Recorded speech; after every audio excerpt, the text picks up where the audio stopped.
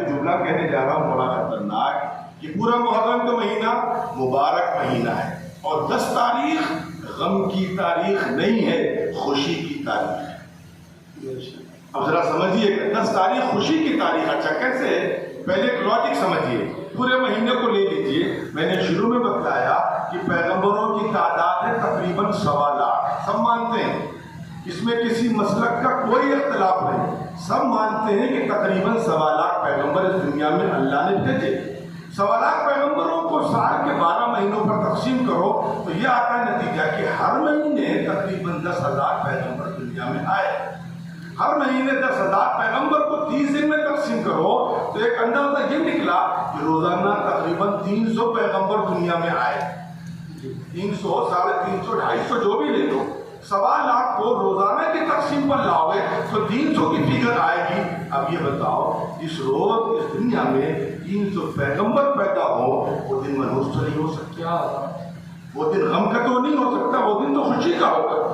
پیغمبر جس روز، ہاں میں اپنے بارے میں ضرور کہہ سکتا ہوں کہ اگر میں گنہگار ہوں، میں گندا انسان ہوں، میں جس روز دنیا میں آیا ہوں گا، ہو سکتا وہ دن منحوس رہا ہوں، لیکن پیغمبر جو معصوم ہیں، جو گناہوں سے محفوظ ہیں، جو تمام انسانوں میں سب سے افضل جماعت ہے، جن کو اللہ نے منتخب کیا ہے، آخر وہ جس روز آئے، اور ایک پیغمبر نہیں، تقریباً 250-300 پیغمبر جس روز دنیا میں آئے، وہ دن منحوس نہیں ہوگا۔ اس لیے محرم کا مہینہ غم کا نہیں ہے۔ اور اب آ جائیے 10 تاریخ میں۔ 10 تاریخ خوشی کی تاریخ ہے، اس کے لیے 2 دلیلیں، ایک پچھلے پیغمبر سے، ایک حضور پاک علیہ السلام سے۔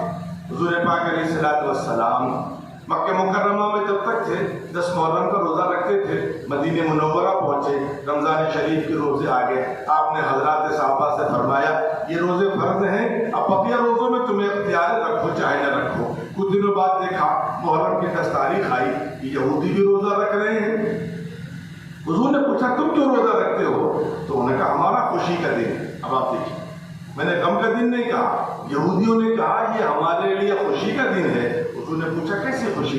یہودی نے کہا کہ اسی روز اللہ نے ہمارے پیغمبر موسیٰ علیہ السلام کو فرعون کے ظلم سے نجات دی تھی، اس خوشی میں ہم روزہ رکھتے ہیں۔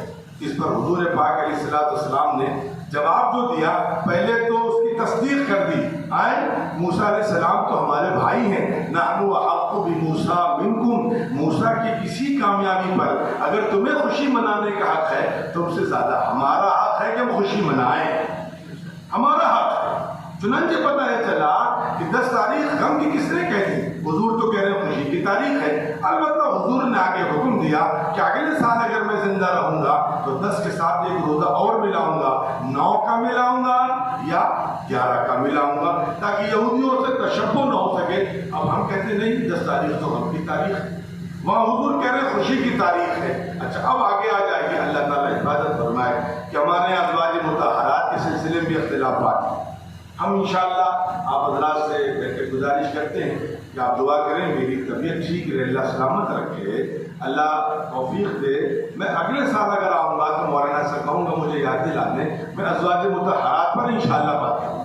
لیکن ابھی بھر کے ایک بات، دیگر ازواج مطہرات کے سلسلے میں کچھ لوگوں کا اختلاف ہے، لیکن ایک ہماری ماں اماں خدیجہ رضی اللہ تعالیٰ عنہا، جس کے بارے میں کسی کو اختلاف نہیں، اماں خدیجہ رضی اللہ تعالیٰ عنہ کا نکاح حضور پاک علیہ السلام سے ہوا، محرم کے مہینے میں ہوا۔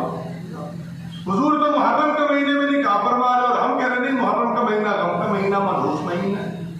اس لیے میرے عزیزو، ان خرافات سے بچنے کی ضرورت ہے۔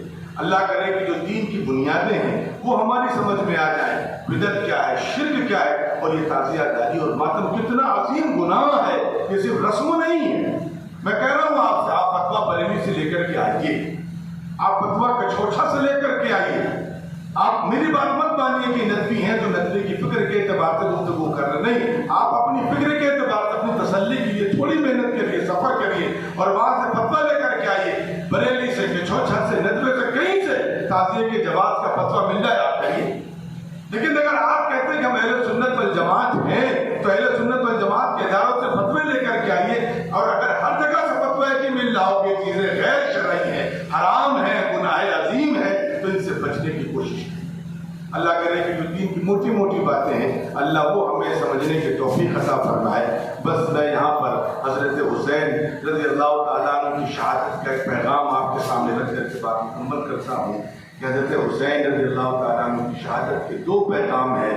پہلا پیغام یہ ہے کہ اللہ کے بندو، اے میرے نانا کے امتیوں، یاد رکھو دنیا میں ترقی چاہتے ہو تو نماز کی پابندی کرتے رہنا، حالات چاہے جیسے آ جائیں نماز نہیں چھوڑنا۔ مجھے دیکھو میں نے کسی حالت میں نماز نہیں چھوڑی، تم بیماری کا بہانہ کرتے ہو، دکان کا بہانہ کرتے ہو، سفر کا بہانہ کرتے ہو، مجھے دیکھو میں تو میدان جنگ میں ہوں، شہید ہونے جا رہا ہوں، میرا جسم زخمی ہے، زخموں سے چور چور ہے، لیکن اس کے باوجود میں نماز سے غافل نہیں ہوں، نماز یہاں بھی میں پڑھ رہا ہوں، نماز کی پابندی یہاں بھی کر رہا ہوں۔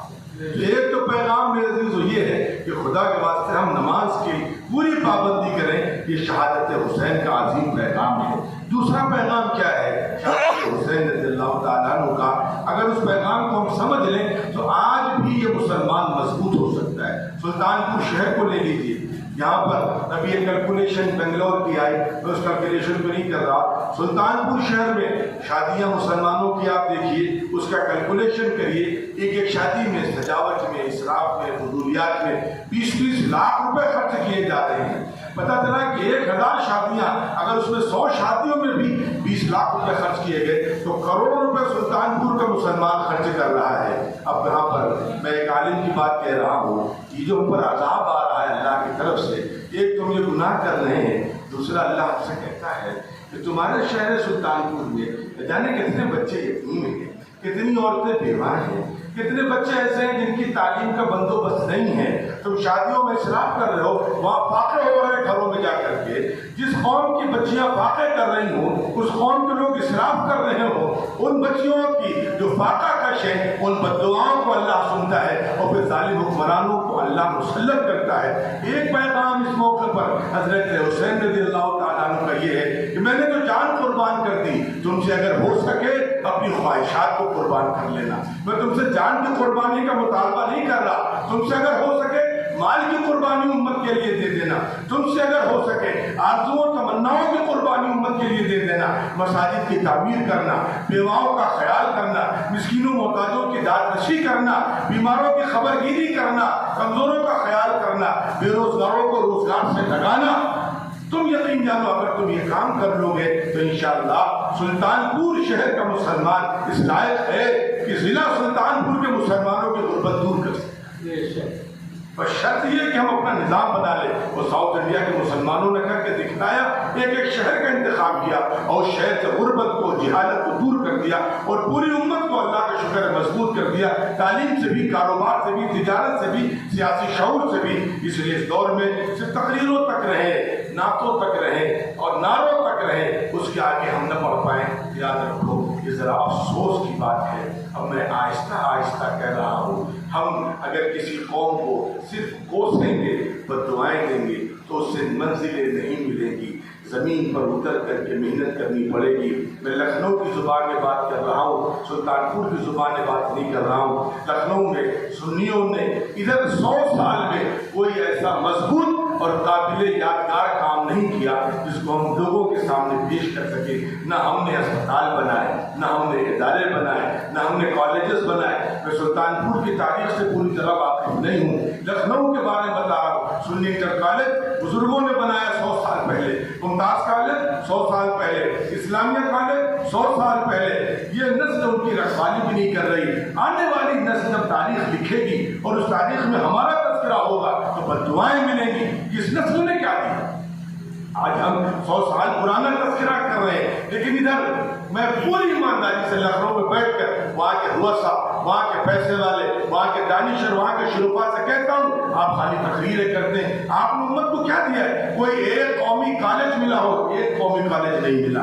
کوئی ایک قومی اسپتال ملا ہو؟ کوئی ایک قومی اسپتال نہیں ملا ادھر آپ کو۔ جو کچھ ملا ہے 100 سال پہلے ملا ہے، ان بزرگوں نے جنت بنائی، قربانیاں دی، لیکن اس نسل نے قربانی نہیں دی، تو بغیر قربانی کے آپ کسی کا مقابلہ نہیں کر سکتے۔ انہوں نے کالجز بنائے ہیں، انہوں نے اسپتال بنائے ہیں، انہوں نے اسکولز بنائے ہیں، انہوں نے اپنے یہاں غریبوں کی داد رسی کا انتظام کیا ہے، اور ہم کر سکتے تھے، ہم نے نہیں کیا ہے۔ تو اگر ہم زمین پر آ جائیں گے تو انشاءاللہ العزیز یاد رکھیے، ہم جب اس قوم کے پاس جاتے ہیں، اپنی برادری کے پاس جاتے ہیں اور اس کو سمجھانا چاہتے ہیں، تو ہم سے کہتا ہے جب بیمار تھے تب تم کہاں تھے؟ تب یہ ہمارے کام آئے تھے۔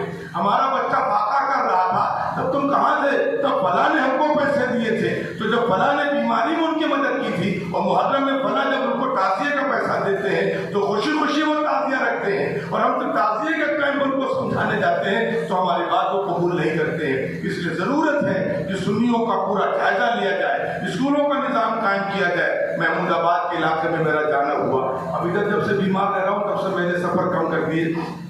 وہاں جا کر کے جب میں بیٹھا تو وہاں مجھے لوگوں نے بتایا آپ مقابلہ نہیں کر پائیں گے، اس لیے کہ دیہاتوں میں اب دوسری قوم کی، آپ اشاروں میں بات سمجھیے، میں نام لے کر نہیں کہہ رہا، ان کی آبادی بہت کم ہے، کہیں ایک گھر ہے کہیں دو گھر ہے۔ اب ایک گھر کے لیے کون اسکول کھولے، دو گھر کے لیے کون اسکول کھولے؟ تو وہ 10-5 گاؤں کے بیچ میں کسی ایک اسکول کے پاس جاتے ہیں، ان سے بات کرتے ہیں، فلاں گاؤں سے 2 بچے، فلاں گاؤں سے 3 بچے، فلاں گاؤں سے 4 بچے، ہم آپ کو اس طریقے سے 50 بچے دیں گے، آپ بتائیے کیا ہمارے ساتھ ریاض کریں گے؟ ہماری شرط اتنی ہے 1 گھنٹہ ہمارا ہوگا، ہمارا ایک مولوی آئے گا وہ ان کو پڑھائے گا، باقی آپ پڑھائیں گے، ان کی فیس ہم دیں گے۔ ہر اسکول والا راضی ہو جاتا ہے، چلو 50 بچوں کی ایک ساتھ ہم کو فیس مل رہی ہے، وہ 1 گھنٹے میں کیا پڑھائیں گے، ہم سے کیا مطلب ہے؟ اس طریقے سے وہ گاؤں گاؤں اپنے ایک گھر کی، اپنے ایک فرد کی خبر رکھ رہے ہیں، ہم سے چرچے کر رہے ہیں۔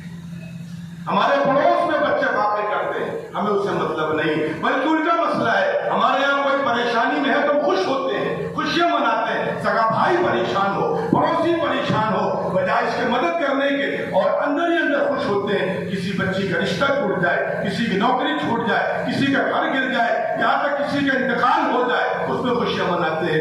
یاد رکھو زندہ قوموں کی یہ علامتیں نہیں ہیں، انہوں نے تاریخیں یاد رکھی ہیں، اتنی مجلسیں کی ہیں کہ اپنی نئی نسل کو پوری تاریخ ملا دی ہے، اور ہماری نئی نسل سال کے 12 مہینوں کے نام نہیں جانتی، صحابہ کی تاریخ نہیں جانتی، شہداء کے نام نہیں جانتی، خلفائے راشدین سے واقف نہیں ہے۔ اس طرح مقابلہ نہیں ہوگا، اس لیے یہ جلسے بہت ضروری ہے، لیکن ان جلسوں کے ساتھ ساتھ زمین میں اتر کر کے نظام بنا کر کے ہم ان کے کام آنا شروع ہوں گے انشاءاللہ العزیز۔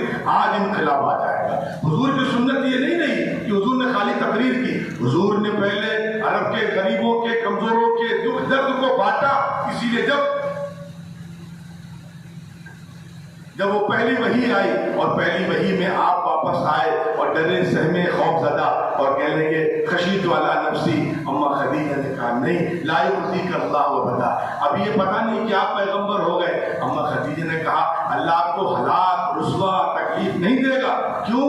یہی کہ نہیں چونکہ آپ پیغمبر ہیں، وہ تو اب کھلے گا جب وہ اپنے ماموں چچا کے پاس لے جائیں گی، وہ بتائیں گے ہاں یہ تو پیغمبر ہے، اور یہ تو وہی فرشتہ ہے جو موسیٰ اور عیسیٰ کے پاس آتا تھا۔ لیکن اس وقت انہوں نے کہا جو قوم لتصل الرحم وتقری الضعیف وتعین علی نوائب الحق وتکسب المعدوم وتحمل الکل، آپ تو بیماروں کا خیال کرتے، غریبوں کا خیال کرتے، بھوکوں کو کھانا کھلاتے، جن کے اوپر کپڑے ان کو کپڑا پہناتے، لوگوں کا بوجھ اٹھاتے، ایسوں کو اللہ تعالیٰ کبھی رسوا نہیں کرتا۔ وہاں سے اشارہ ملا کہ صرف تقریروں سے انقلاب نہیں آئے گا، ہمیں غریبوں کا، بیواؤں کا، مسکینوں کا خیال کرنا پڑے گا انشاءاللہ۔ یہ دشمن ہمارے ہو جائیں گے، اس لیے جلسے بہت مبارک ہیں، اور جلسے ہونے چاہیے، گاؤں گاؤں ہونے چاہیے، تاکہ جو بیچاری بھولی بھالی عوام ہے ان کو دین کی بنیادیں نہیں معلوم ہے، اس لیے خرافات میں پڑے ہیں، دین کی بنیادوں سے واقف ہوں، خرافات سے توبہ کریں، اور اسی کے ساتھ ساتھ ہم جب ان کے روزمرہ کے کاموں میں ہاتھ بٹائیں گے تو انشاءاللہ وہ ہماری بات کو جلدی قبول کریں گے۔